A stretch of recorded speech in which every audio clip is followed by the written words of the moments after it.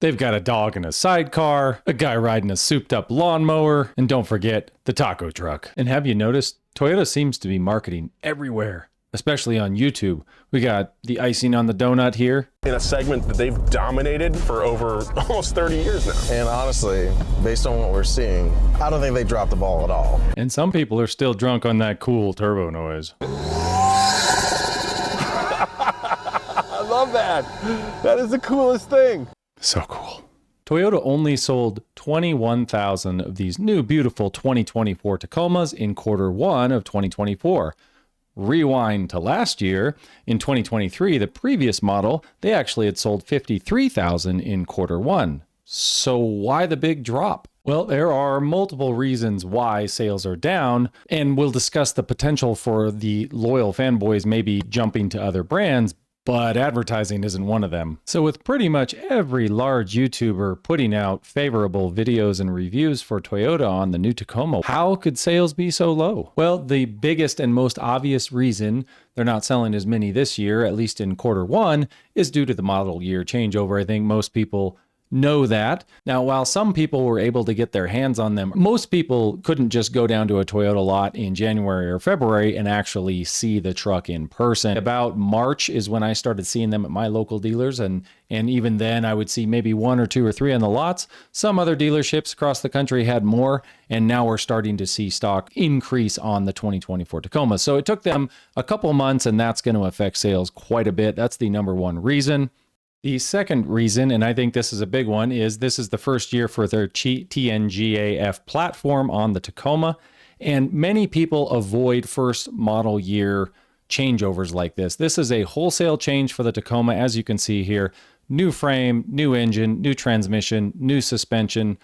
Everything really from the ground up is changed, and first, second, third year, as we've seen with the Tundra, tend to suffer with all sorts of problems in those first years, kind of growing pains on a new platform.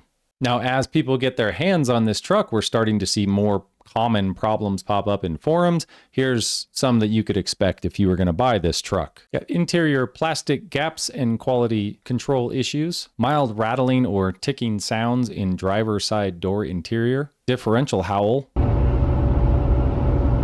We have more tailgate gap issues, kind of similar to the Tundra. When you see this here, look at this wide gap on the left side, and then if you look at the right side, it's much tighter. Belt chirp when the air conditioner turns on. Rough transmission shifts. 4,000 miles, grill shutter, drive, start control, check engine light, system malfunction. This is actually quite typical of first model year cars. I mean, you can go to almost any manufacturer in the first or second year, you'll start to see these issues pop up. Just keep in mind, they changed everything from the ground up on this truck, so they are going to have to work through some kinks. And the third reason is, well, it's 3 reasons in one. The Nissan Frontier, the Chevy Colorado, and the GMC Canyon.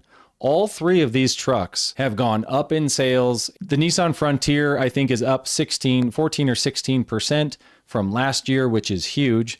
The Chevy Colorado and GMC Canyon, if you combine them both, they came in second to the Tacoma, almost selling as many as the Tacoma did.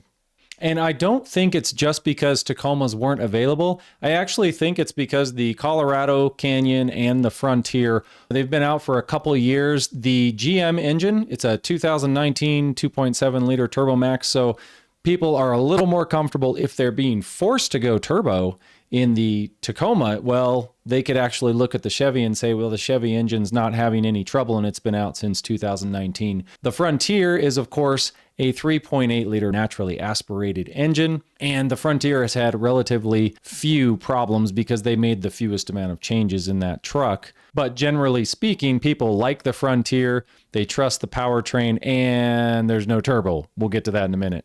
Now let's get into some slightly more controversial reasons why I think people aren't buying the Tacoma at as fast a rate as they used to. And the first reason is the price is simply just too high. The outgoing 2023 SR5 started at $32,615, and the new 2024 SR5 starts at $41,895. So that's almost $10,000 more for the SR5.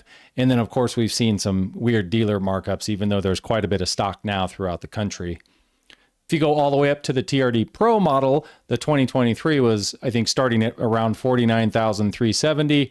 The 2024 starts at $63,900, which is quite a bit more expensive, $14,530, just starting price there on the TRD Pro. And of course, the new TRD Pro has a slightly less functional back seat. And so ideally, right, we sort of set this up. You are going to have your knees over here, or in some cases you can sort of fit here. It depends how tall you are, where your knees fall in this. It was a trade-off. It was one that we had to make. And if you compare these prices to the Nissan Frontier, the Frontier MSRP is about $36,870 for the SV, kind of comparable to the SR5, and about $39,300 for the Pro 4X. In addition to that, Nissan has some discounts. I mean, even on my local dealer here, you can see this just right out of the gate on their website, $35,675. And I haven't seen many people talk about this with Nissan. Nissan tells dealers to cut prices as inventory swells. Even though Nissan's been selling a ton of trucks, even more than last year, their inventory is still going up. The dealer memo said Nissan is telling retailers to cut prices by 10 or 15%.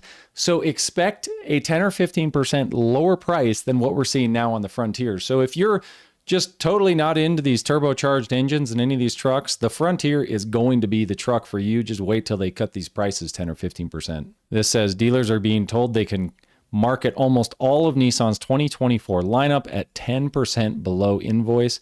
That is good news for buyers. And the second controversial thing is this turbocharged 4-cylinder. There are a lot of people that just don't want a turbocharged engine, especially in their Tacomas. People want a reliable car, and they associate turbocharged engines with unreliable vehicles. And I can't help to think that at least some of the buyers that maybe would have bought a 2024 Tacoma actually jumped over and bought something like the Nissan Frontier with its naturally aspirated 3.8 liter V6. Nissan is the only or the last remaining V6 on the market with no turbo, and some people are willing to make a brand jump just to get that to happen. There's really no other reason why I could see sales increase that much for Nissan.